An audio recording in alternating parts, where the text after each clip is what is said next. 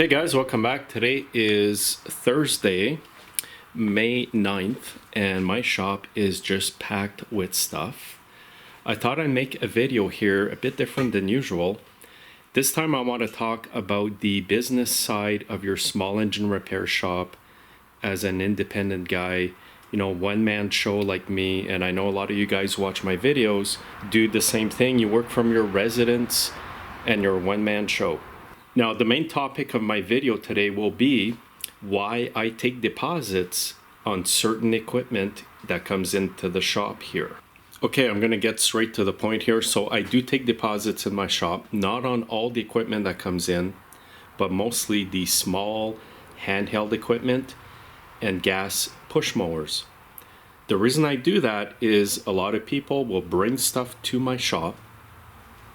I'll look at it, call them and say, hey, you need $100 to fix this lawnmower or this leaf blower, and they'll say, I don't want to fix it. So what happens is I'm stuck with that junk, and basically I may have spent a half hour, an hour and a half into diagnosing the equipment that I will not get paid for. So I could do this all day long, all week long, diagnose stuff for free, stuff that people picked up from the side of the road, from a yard sale. And at the end of the day, you're missing out on income. So as a lot of you guys know, I'm a caregiver here to my wife full-time. She has no income.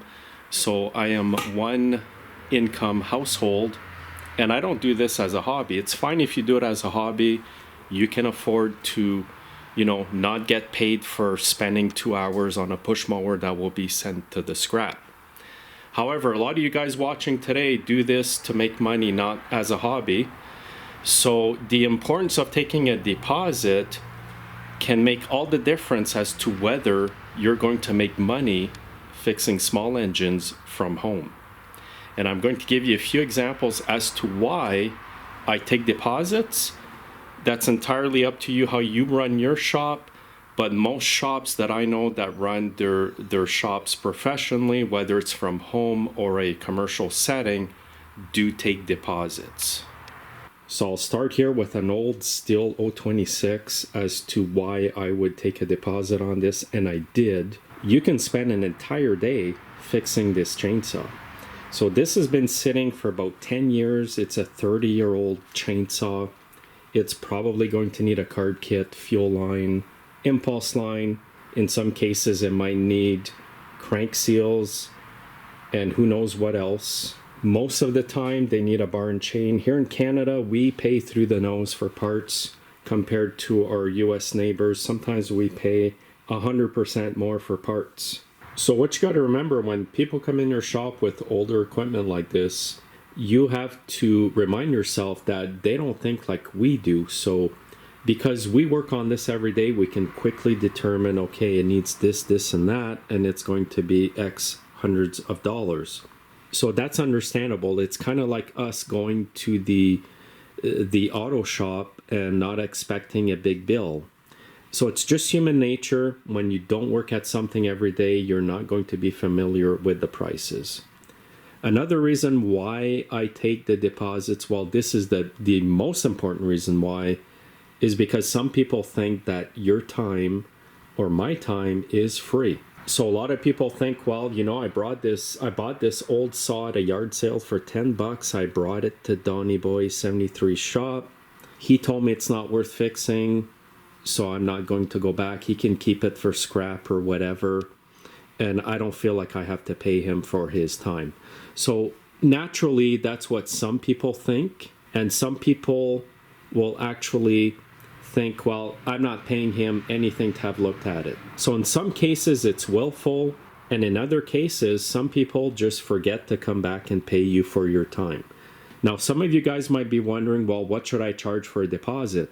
That's entirely up to you.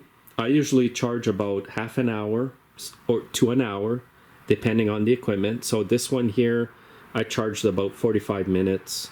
Just base it on your shop rate, wherever you are. That way there, you're not spending all your time looking at stuff for free.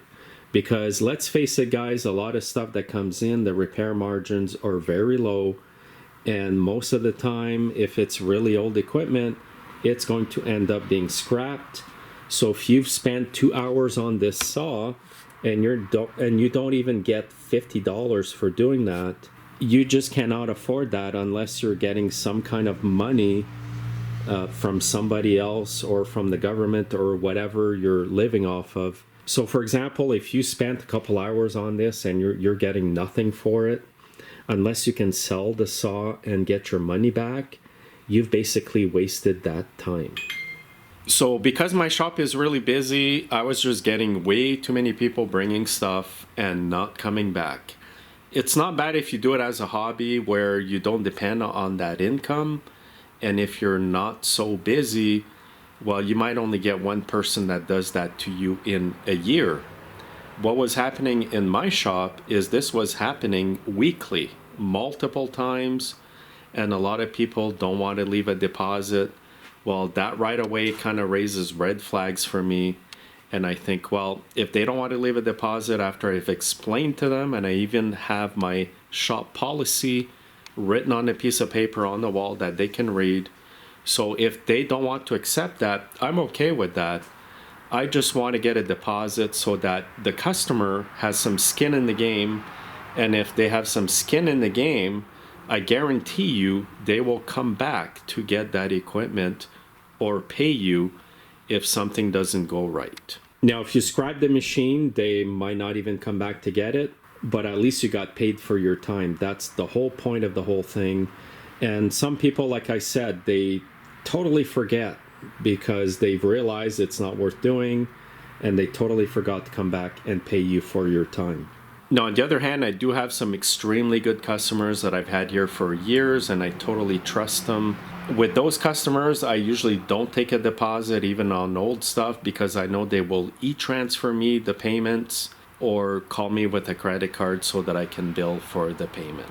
And here's another example here of a push mower. It's a Honda. I know they are worth a bit more money than your average lawnmower, but this one's been sitting outside for quite a few years.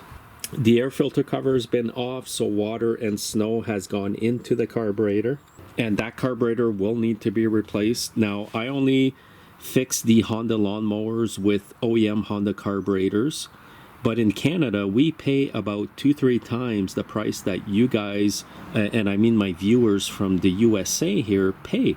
So this carburetor for this is about $60 plus shipping and 13% tax. So you're about, $70-$80 for a carburetor. And I looked online in the US, you can buy this carburetor for like $20. So our repair margins in Canada are much, much lower than the USA viewers. So for example, you'd have an $80 carburetor, oil, spark plug. Hopefully the recoil is good. If it's been sitting outside, you might need a new blade. So you might have like $130, $40, $50 of parts plus your labor. So you could easily be a couple $100 or more. And if this wasn't a Honda, you'd be in an even worse spot because you'd have smaller margins to play with. Like this machine here in Canada is about $500 plus tax. So that gives you a better margin, but if you're dealing with just like a store brand machine, you're going to find the margins are a lot lower. And especially if you get an oldie like this, definitely I take a deposit on these. Now, they're good machines and they're probably better than a lot of the new equipment. But again, it all depends how you run your business. I'm not trying to tell you how to run your business. I'm just trying to tell you today why I take deposits.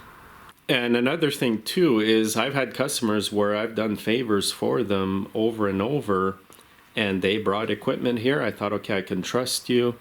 They left the equipment when I told them it's not worth fixing. They thought that they shouldn't have to pay for my time.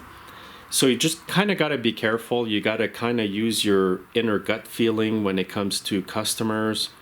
But again, like I mentioned, I do find if people have some kind of investment, deposit, they're more apt to come back. They're more apt to want to continue with the repair, etc.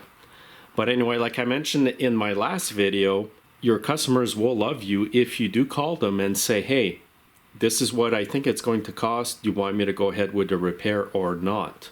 People really love that because they don't like to be shocked with a price that is over half of what a new piece of equipment costs.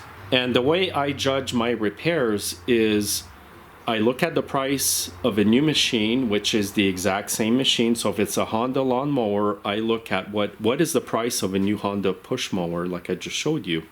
And then I calculate what's the repair cost going to be on this old machine. If it's over half, I do call the customer.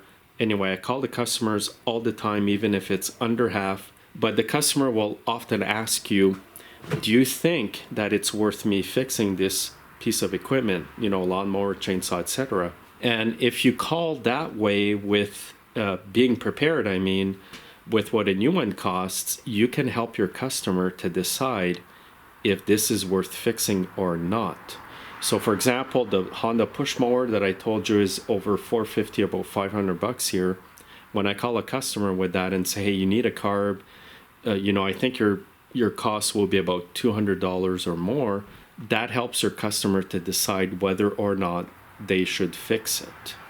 Now, what I do tell my customers is even if you do spend $300 on a used piece of equipment, when you pick it up, it's still an old piece of equipment, except for the new parts that I've put in. So these are all things you guys are going to deal with as you do small engine repairs from your home, garage, commercial shop, etc.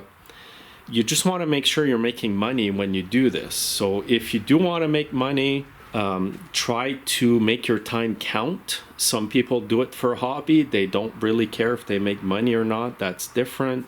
In my case, like I said, I've been a caregiver for 20 years here.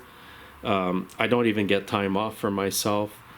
So I got to make my time count. And this is why I'm making the video, because I get a lot of questions over and over and over as to how to charge for this job and that job, etc.